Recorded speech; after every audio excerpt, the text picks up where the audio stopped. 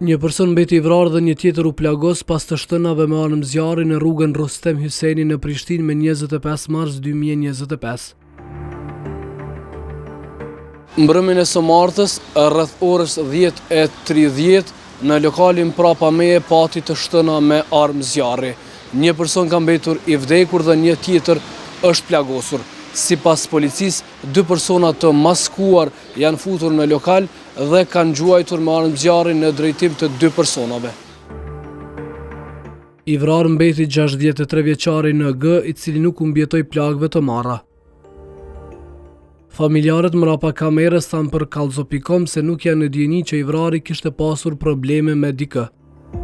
Kallzo.com i ka pranuar disa pamje ku shihet ambienti brenda lokalit ku ndodhi incidenti mbrëm. Aty shihet që në çdo tavolinë ka letra bigjozi. Të njëjtat u panë edhe para hyrjes së lokalit.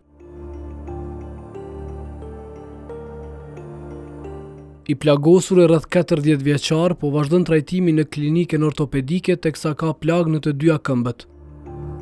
Në klinikën e ortopedisë është hospitalizuar një person i moshës 40 vjeçare me plagë armë zjarri në pjesën e poshtme të këmbëve të ekstremiteteve. Për momentin gjendja e tij është stabile.